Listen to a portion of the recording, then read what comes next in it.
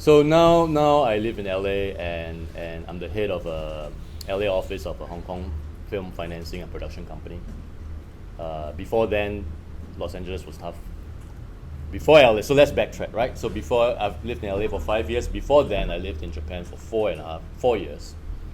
Before then, I lived in Singapore for about a year and a half. That was the only time in the last 19 years that I've lived in Singapore.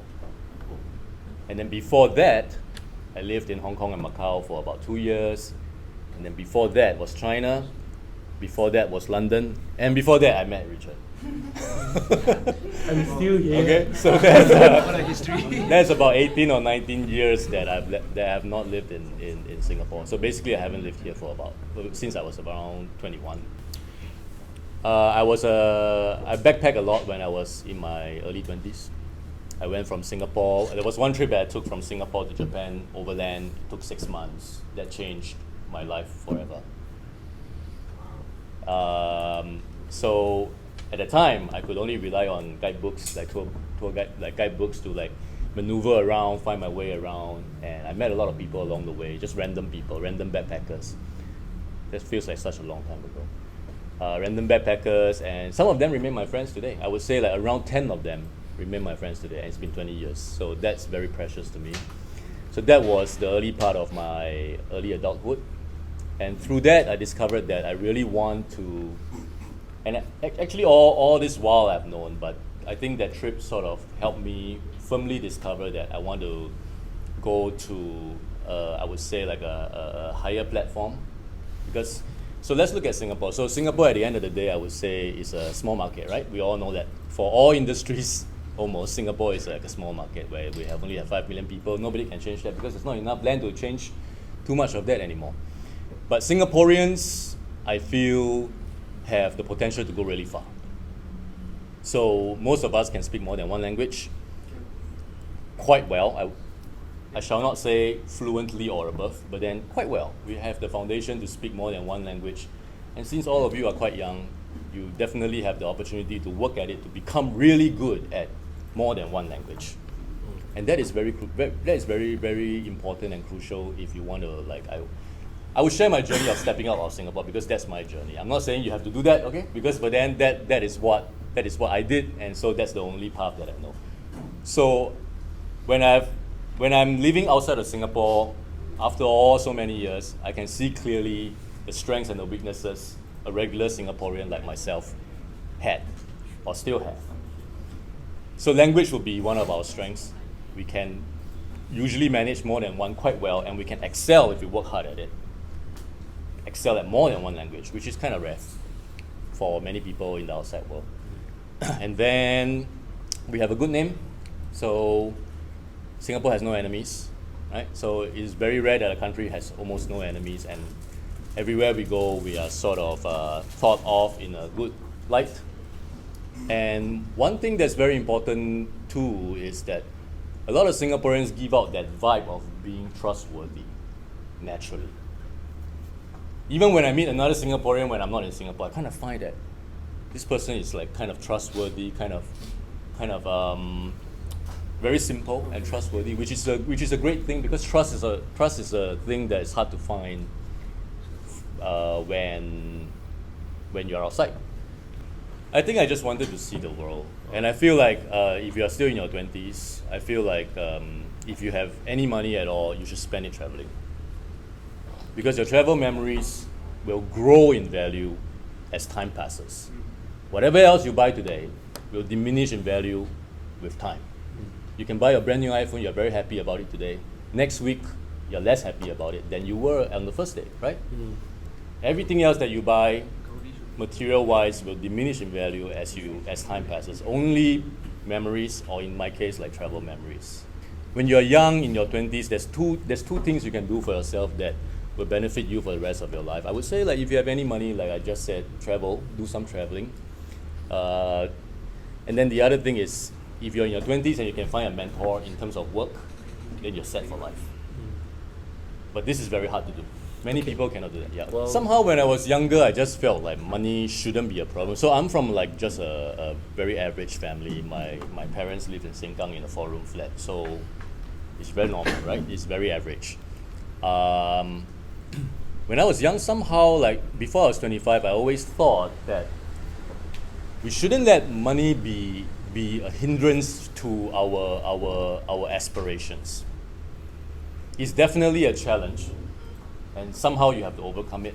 But it shouldn't stop you from dreaming, so to speak. I feel like opportunities are only opportunities when the other side needs you. When you need the other side, let's say you meet a big-time producer that can produce your film, let's say, yeah? You think this is a great opportunity for you. Yes, it is, but then he doesn't need you, right? So it's not an opportunity. Because even if you have his email, even if you have his phone number, even if you have been to his house, it will still stay that way. Maybe he'll become your friend because you're a really nice person. That doesn't mean he'll give you the opportunity, because he doesn't need you. He may give you an opportunity because he really wants to help you. That could happen. But if he needs you too, that will be a very valuable opportunity. And also sometimes, like when you meet somebody, they may not know that they need you. And if you're good enough, you can let them realize how they can work with you to their advantage, not to your advantage. So if you can show them how they can benefit from working with you, then they might. Especially for people with resources to spare, meaning money to spare. So let me give you a metaphor, okay? So as we know, these days when we watch Netflix, there's different seasons of, let's say, a TV series, right? So when the first season happens, we don't know who the actors are, maybe, right? And then when the second season takes place, then we sort of know who the actors are now. And then when the third season happens, the actors are irreplaceable anymore, right? So that's what I'm talking about. So when you first start, you are, even if you're not an actor, so you are the actor in the first season. Nobody knows who you are. This is your opportunity, right? The producer tells you to do this, you do this. Otherwise, he's going to replace you because nobody knows who you are. And then when the second season starts, your balance of power shifts. Now maybe you're equals. So they can still get rid of you. And then you can still walk out on them. And then both sides may suffer. When the third season comes, you are the king now because you are irreplaceable anymore. Because the audience recognize you as the character. If they replace you, the audience cannot accept it. So now the producer cannot get rid of you anymore. And you could maybe get rid of them. If you're powerful enough. So my point is, don't think that you are entitled to good things the moment you start.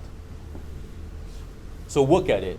So my point is, when you go to like a higher platform, let's say, where there's so much competition, where anyone can replace you very easily, you have to find your special spot where you're hard to replace, and also it is convenient for the other side to give you this opportunity.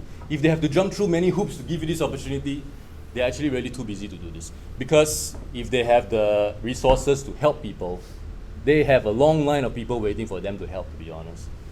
And unless they really like you or you're their relative or something, otherwise, even if they're close to you and they like you as a person, they really do not have time to jump through too many hoops just to get things going for you, you know. In terms of LA, which is, in my opinion, is the highest platform in the movie world, because it's Hollywood. So when people go to LA, they set themselves up first and get ready to grab an opportunity when it comes along. I've heard so many times from people, from my friends all over the world, that they are thinking that they would, especially for the actors, like they would get an agent, and then the agent would get them a visa, and they will go there and join an audition, and the next month they will get hired. This is never going to happen. Unless you're really so lucky, you are the 1 in 5 million people, then we're not talking about you. We're talking about the 99.9% of the people who are us, right? So we cannot plan on being lucky. Being lucky is something that you have to believe that you will be lucky, because in this line of work, you sort of have to be lucky anyway. You have to believe in your heart that you will become a lucky person. You will get that opportunity because you're lucky enough. But you cannot plan on that. You cannot plan.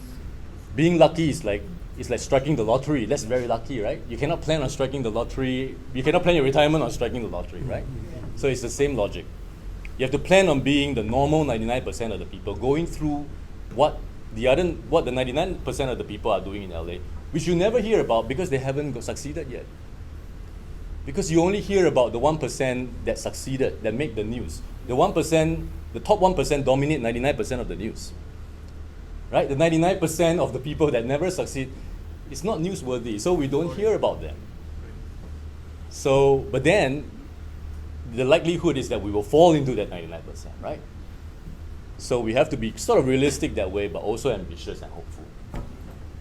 There's a very fine balance there. And if you really have that realistic kind of attitude, but not too realistic, and then you're also hopeful by nature. I feel that I'm hopeful by nature. I think that's the thing that pushed me through all these years. I'm just hopeful by nature, you know? Like, nothing can break my spirit. Like, if I get defeated after 2 days, I feel very hopeful again for no reason. So sometimes I feel that I'm very unrealistic and impractical, but that's the reason why I can do this. If I'm very realistic and practical, then I cannot do this. I will stress myself to death with all the uncertainty that I've faced all these years. But I also say, like, I've lived in about 4 or 5 different places. I've traveled to about 30 places as a backpacker, but that doesn't count. A backpacker's experience is different than living in different places. Yeah? Because backpacker, you are just transient. You're just 2 or 3 days in a place and you're gone. So you don't have responsibilities for the place at all. And then in my 30s, I started to live just extended, actually from my mid-30s. So I've lived in about 4 or 5 different places. Although every step led to the next step, and I had to take each step to lead to today. But I would say 4 or 5 is a bit too much. I would say, like, actually 2 is the best. Living in the different country I'm talking about. When you have the first one, you're very excited. You're seeing a lot of very new things. The second one is a good comparison. And then you have a balance. You have something to compare with, and I feel that should be about it. Because I did it too many times. I felt that I wasted a lot of resources. Every time you go to a new place, you have to set up your life again. You have to. If you're young enough, you can make friends easily, which is great. Otherwise, you have to still fight for your visa somehow. Different countries have different rules, and it's a different journey. It's a different struggle to get the visas. And then also you have to rent a place, you have to buy furniture and all that. And all this is resources that might go to waste if that place doesn't count in the long term. But back then, I mean, I didn't know how to plan. I just nose dove into whatever I was doing, which is the way I usually do things, and it just led to today. Yeah. So about parents, I'll share with you guys about my parents too. So my parents are very traditional Chinese parents. They are 78 and 72 years old now. So thankfully, they are still quite healthy. But, so I have an elder sister and a younger brother. So my elder sister and my younger brother don't want to go anywhere other than they want to just be here, which is great. So my brother even stays with my parents, which is great. But the thing is, my parents are very traditional Chinese people.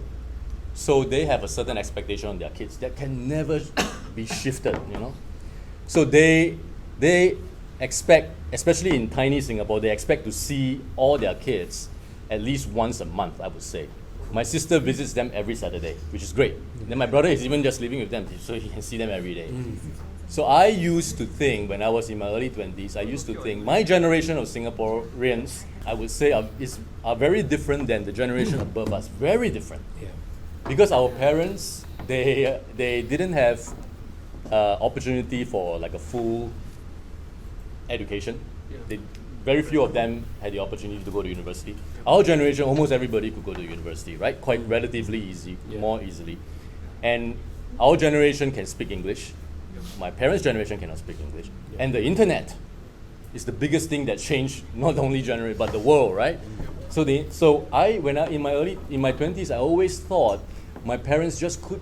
There's no way they can understand the opportunities that I have. So there's no point of me trying to argue with them. I would just go. That was what I thought back then. So I didn't really think about their expectations so much. But thankfully, they are also younger at the time, right? So I've lived in so many different countries. Usually I come back once a year. There was a period of time where I came back once a year and a half. So once every 18 months, which I thought was too long. And all these different places that I live, other than London at the beginning, it was all in Asia until the last 5 years that was in LA. But the last 5 years, I've been coming back twice a year because I've started to really recognize that my parents' expectations will never change. They have gotten used to it. They sort of don't mind it anymore, but maybe don't mind is just from my wishful thinking. They still expect to see me as much as they can, as much as I can too. So I will never be able to reach their expectation, never. But then I will try my best to match as much as I can. And I'll never catch up with their expectations. There's just not enough time left anymore, you know? There's no such thing as you can get everything going, like everyone's happy and you can do what you like. I think that's just wishful thinking. There's some kind of sacrifice that you have to make. There's some kind of regret that you have to carry. There's some kind of let down that you have to apply to another person that you love. Unfortunately, this is my personal feeling towards, like, when I was a 20-year-old like you guys. I was sitting there and I felt like the reason why I've given a lot of talks to like different universities around the world, film schools. I enjoy doing it in Singapore the most because I was you. And I had the same aspirations as you. And I had the same kind of I don't know how to move forward feeling as you. So that's why I wanted to share, like, I really feel like my journey is most applicable when a young Singaporean person is listening to it. That's why the first question I ask, you don't have to be Singaporean, but then it will apply more to you because if someone else is from another place, they have other role models to look up to. I'm not saying I'm a role model, but then it's important to have role models. Like, for example, if you're from Taiwan, you have Ang Lee to look up to. You don't have to know him personally. You will also know how things worked out for him because he's such a big figure in the film world, right? There are millions of articles documenting every step of his journey to who he is today. And if I was a young Taiwanese filmmaker, that is very inspiring. There's nobody like that in Singapore. My biggest hope is to pass, I don't know how much I can achieve in this life, but to pass my dream to a younger Singaporean, or a group of younger Singaporeans, so that they can continue on with this, knowing that they are not the only ones that were lost, because I was lost when I was a young man, because I didn't know. When you're standing outside, it always looks easier. When you're actually doing it, it starts to get really hard. And then the path will require you to make a lot of sacrifices that you're completely uncomfortable with. And that's why it will break you. All the people that go to LA to set themselves up for opportunities, they get their own visa or they get their own green card. That's another different story, but they get it first, and then they set their lives up, and then they're waiting for that one opportunity to come, that for most of them never comes. So they're selling their soul for pipe dreams. They're selling their soul, they're selling their whole life for just a glimpse of hope at what they see at the Oscars every March. But many of them are doing that because this path is really, really hard. So I think you can, it also depends on different people. When we talk about our dreams, we also have different definitions of what it is about. Like some people think that this much is enough. Some people think that much is enough. It's really up to the individual. And also, I would say, only you know what you're happy with. You know that feeling that you have inside you, like that feeling only you know. Like where you want to go, like whatever you see on TV or on the news that excites you may not excite the person next to you. Because not everybody is built for, so different people are built for different situations or built for different environments. After 20 years of being abroad, I realized that the reason why some people are in some places is because of who they are. It's not because of how talented they are. It's not because of how much money they have. It might be a little bit because of all these things. But then at the end, it is really because of who they are that lands them at the end in different places if they are true to themselves. Don't let money stop you. Don't let any visa problem stop you. It will take a lot of time. It will take a lot of determination for sure. But if you really want to get to a place, that's why it's difficult to go there.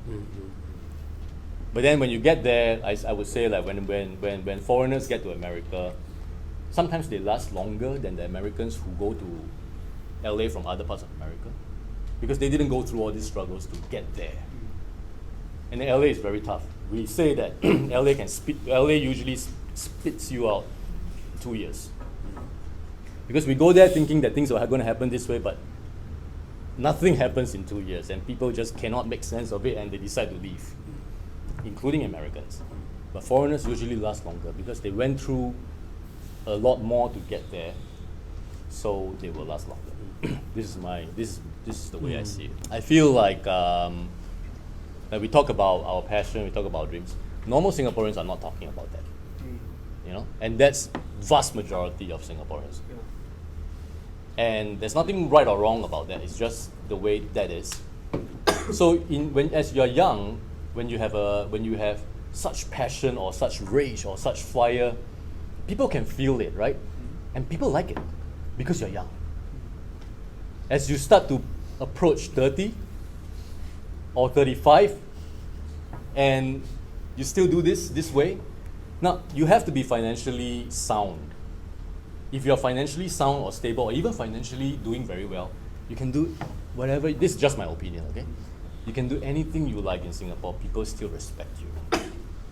If not, then your self-esteem, your self-confidence is on the line. If you are 30 or 35 and you still don't have a penny in your bank, you talk about your passion for your dream and all that, which 90% of the Singaporeans are not talking about or don't even have 1 second or 10 seconds of free time to think about. They cannot relate to that. In fact, it maybe makes them feel insecure too, and they don't like it. Because they feel like, oh, how come I don't have time to think about my own happiness? Of course, they're not going to say it. And they don't like, this is just human nature. I'm not even talking about Singaporeans anymore. This is just human nature. Then they get angry, right? And they don't like it. Yeah. And then they will talk about something that they can relate to or that's concrete for them, right? Which is about real estate prices or whatever. That might make you feel that you do not belong. Because majority of the people are talking about that, not what you are talking about. So just know that this thing could be there waiting for you, so that when you encounter it, you don't feel lost about it. It's very normal, and that it is a test or a challenge that it is your cross to bear, because you chose this path. 3 things that's very important for me. The first thing is never lose hope. I should never say I shouldn't use negative words. I should say, always be hopeful. Always have confidence, and always have something to look forward to. The third thing is something that people seldom talk about. Always be hopeful, always be confident, many people talk about. Always have something to look forward to is extremely important for me, and perhaps for you, because maybe you are the kind of person that I am. And that was what killed me when I was living in Singapore in 2010 and 2011. I feel like I had nothing to look forward to. And I couldn't say it to any of my Singaporean friends because it's not fair for them to hear it. It's negative. And they cannot do anything about it either. It just makes everything worse. So I don't say it, and I don't feel good about it. And that's why I say only you know how you feel. But I know that I felt that way. And I know that I should leave if I feel that way. Because you cannot change one place. In the history of mankind, very few one-person individual changed the entire situation. You are probably not one of them. So I felt that. Then I had to find a place that's suitable for me. So I continued to and leaving Singapore in 2010 was the most difficult move for me because I was already 31, and going out of a place that you're from, going from place to place is just troublesome. You have to move things, there's a lot of trouble. But then emotionally, it's not that difficult. Leaving the place that you're from is the most difficult thing. But I had to do what I had to do. So in general, every place that I went without opportunities waiting for me. So I just went because I wanted to go. So if you have noticed, the places I went are all those places that I believe was a higher platform. Every place I went because I believed that things will work out there, and I believed that by being there, I will be elevated to a higher level. But there was no company waiting for me, no job waiting for me, there was no visa waiting for me. I always had to sort it out myself because I understood that I was perhaps not one of the lucky people who could first get a job before they went there. And in this line, in the entertainment line or in the film line of work, this happens very rarely. In other lines of work, maybe, in the IT line or something, and then they give you, they provide you with everything before they transfer you there. But because in the film and in the film world, there's so much talent out there and there's so much competition that they can actually get people to work for free very easily because they need opportunity. In the film world, opportunity is all about opportunity.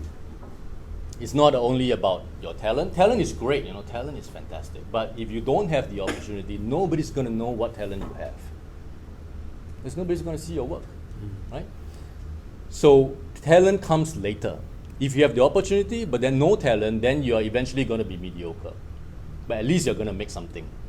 If you don't have the opportunity and you're the world's, unless you're genius talent, then no matter what, people are going to discover you. But otherwise, if you are just good or excellent or just between the excellent and the very good, fantastic level, you need opportunity. And it is only through opportunity that your talent can grow, right? And your talent can be nurtured. And if you have talent and opportunity, you can become a legend, right? You can become very, very good. If you have opportunity but no talent, then you become just mediocre, normal. People know you, people know your work, but people don't really admire your work, right? If you have no opportunity but then you are very talented, then you're always struggling below. Then you still can make stuff, because I believe today you can make your film with your iPhone, you can make your film with whatever resources you have in your bag today. You can make a film, but then nobody's going to watch it because you don't have the financial power behind it to bring it to your audience. But I'm going too far there. What I'm trying to say is, to answer your question, like of the different places that I moved to, there was always no job waiting for me there. And I think one of the mistakes that people can make is to think that there has to be a job waiting for me with a good pay and to provide A, B, C, D, E before I go. Then you will never go. So it's best to have a few contacts before you go there. You at least have one friend before you go or something like that. And then when you reach there, then you have to save money. So when I was in my 20s, I never went to fun places, so to speak, other than my traveling. So when I travel, when talking about my backpacking experiences, I spent very little money when I was backpacking. I was usually alone. And in the 6 months trip, I spent only about 6,000 Singapore dollars. And I always stayed at the lowest level hostels because it was the most fun too. And I was young, right?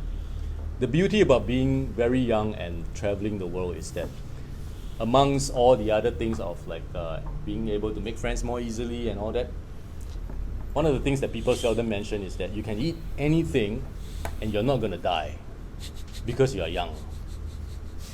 Like because a lot of times, like I don't actually know, because there's language barrier, I don't even know what is it. I'm gonna eat what he's eating, and then I eat, and then doesn't sit well with me, but then within half a day I'm okay because I'm young. Maybe now it takes a week, or maybe now I'll die, So one of the beauties of like traveling when you're young is that you can really try different things and you're not gonna die, So I would actually encourage you to do that if you have never done it before. Just do it for a month, or just like you don't have to do it for a long time. It helps you. At the end of the day, after all my journeys, what I discovered the most is actually about myself. Because it's about how you react to these different situations you are put in that helps you discover who you are. And if you're in your 20s, I feel, this is my personal opinion, your characters are not formed yet anyway. So in our childhood, we are instilled values, right? That we cannot throw the bottle on the floor and just leave it that way. This is values. We have to be honest, we have to be fair, respectful, this is values. In your 20s, between 20 and 30, I feel it's a shaping of character. Whether or not you'll be a strong person, strong-minded, and whether or not you'll persevere, you'll believe in this or that. And then after that, it's a little bit harder to reshape that. And right now, I have a lot of beliefs, as you can hear from the way I speak. I have a lot of opinions, I have a lot of beliefs in what I think life should be. It would be quite hard for you to change my mind, but then if I was 25, it's probably easier for you to change my mind. That's what I'm talking about. So character building is very important in your 20s, I feel. One quality that I discovered that I naturally have is the quality of being hopeful. And that really helped me. So I'm always very hopeful. I always think that things will somehow work out. And if I didn't have this, I think it's going to be very hard.